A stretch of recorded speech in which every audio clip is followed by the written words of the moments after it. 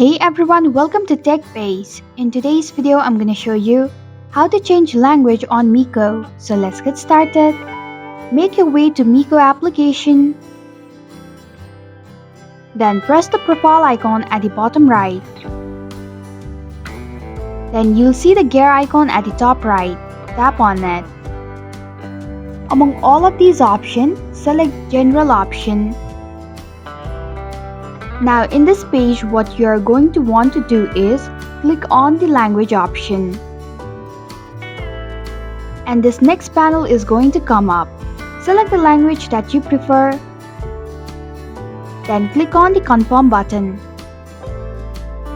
And this is how you can change language on Mico. Thanks for watching TechBase. If you like this video, hit the like button and drop a comment with any questions or feedback. If you're new, subscribe and click the bell icon to stay updated on the future videos.